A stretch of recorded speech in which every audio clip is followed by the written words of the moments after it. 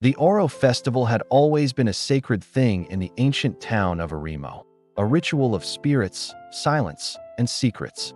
Every year, once the ancestral drums sounded at midnight, every woman and girl was required to stay indoors. Not even a whisper was allowed outside. The men, masked and robed in ancient cloth, became the vessels of the Oro spirits, walking through the night, chanting warnings, calling upon the dead. But this year, something different stirred beneath the surface. Something dangerous, something forbidden. Amidst the preparations lived a young woman named Adizwa, bold, intelligent, beautiful, and rebellious. She didn't believe in old superstitions. She believed in facts, not spirits. And she was determined to uncover the truth behind the ritual. Many whispered that she had inherited the defiant spirit of her late mother, a woman once punished for disobedience during Oro night. And Adizwa had something worse than curiosity. She had a secret. She was in love with Akin, the son of the High Chief and future Oro bearer. Their love was forbidden, not because of class, but because the heir to the Oro must never lie with a woman who questions tradition. But they did more than lie together. They planned to expose the Oro Festival as a human-led deception. Akin had once accidentally seen the High Chief and the elders preparing beneath the night shrine, painting marks on themselves, practicing chants, switching masks, rehearsing their intimidating spirit voices. It was not ghosts, not voices from the realm of ancestors.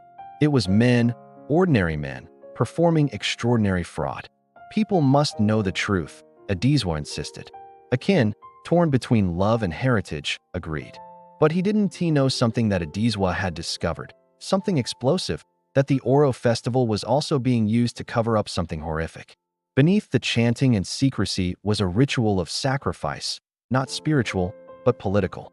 Men who opposed the High Chief mysteriously disappeared during Oro night. They were said to have been taken by the spirits, but in truth, they were murdered. Adizwa and Akin made a pact to gather proof. Akin would wear a concealed recording charm hidden inside his Oro robe. Adizwa would keep watch from a secret vantage point, but fate twisted sharply. On the night of the festival, Akin never arrived at their meeting spot. Instead, masked Oro figures paraded through the streets, drumming and chanting. Women hid indoors, covering their ears. But Adizwa slipped out into the darkness, silent, shadowed, unnoticed. She reached the sacred grove, heart racing, and found Akin, bound, gagged, terrified, and standing over him was his own father, the High Chief. His voice quiet but deadly. "You thought you could betray the Oro? You thought you could film our sacred rites? You are not the son of Aremo. No, you are the child of a weak generation that questions what must never be questioned." Adizwa gasped, but the chief heard it. He turned. She was exposed. Caught. He raised his hand to signal the masked men to seize her. But just as they moved, something unexpected happened. A voice spoke from behind them. Calm, mature, familiar. A woman's voice. Enough. The masked men froze. The chief stiffened. Slowly, from the shadows, emerged Mama Saad, the oldest widow in the town. A harmless woman, or so everyone thought. But tonight, she walked with authority, even arrogance. She pointed a finger at the chief and said, "Your reign ends tonight." Then she tore off one of the Oro masks, revealing a woman. One of the male spirits was female, a scandal beyond scandal. "You," the chief snarled, trembling. "This is against tradition." But Mama Saad laughed softly. "Tradition? You have twisted tradition for power. Oro is not about male domination. Oro was never meant to silence women. Oro was once a festival shared by both sexes, until corrupt men rewrote the rules. The revelation hit like lightning. The real secret wasn't ghosts. The real secret wasn't human sacrifice. The real secret was that the ancient tradition had been altered, corrupted, hijacked. Mama Saad continued, "Your ancestors didn't silence women. You did. Your forefathers didn't kill rivals. You did. Oro was once a communion of ancestors. Now it is a cloak for tyranny." The masked figures shifted uneasily. Doubt cracked them open. Some stepped back. Some removed their masks. Meanwhile, the High Chief grew desperate. "Lies," he roared.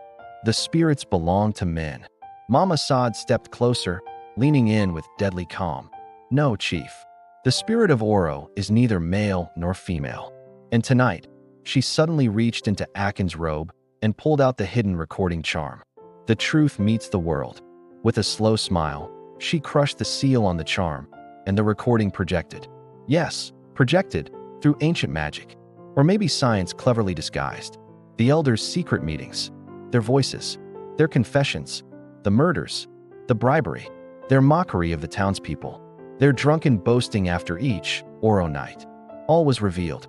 The masked men ripped off their own masks, filled with disgust. A kin was freed. The town erupted with uproar as men and women flooded the grove, having heard the projection from their homes. For the first time in history, women stepped out during Oro night unpunished. The high chief, exposed and disgraced, tried to flee, only to be stopped by his own council members, now ashamed of their part in the deception. Adizwa, shaking but unbroken, looked at Mama Saad. "How did you know the truth?" she whispered. Mama Saada's eyes softened. "Because I was once the female voice of the spirits. Before they erased women from the ritual, I kept the old knowledge. I kept the real Oro alive." Then came the biggest bombshell of all. Mama Saad turned to Akin and quietly said, "You are not the chief's son by blood. Your father was a man murdered years ago for threatening to expose the corruption of Oro. Your mother was silenced. But you have brought her justice." Akin staggered back. Adizwa held his hand. The town's fate changed in the fire of that revelation. In the aftermath, the Oro Festival was remade, transformed. No longer a night of fear, but a night of celebration. Women joined the procession. Chanting became singing. Silence became unity. The spirits became metaphors, not weapons. And as the first dawn broke, Adizwa and Akin stood together, reborn not as rebels, but as leaders of a new era. And now, if you ever come to Aremo during Oro night, you will not hear screams or threats. You will hear music. You will hear laughter. You will hear the voices of all, men and women, walking side by side with the spirits of their ancestors.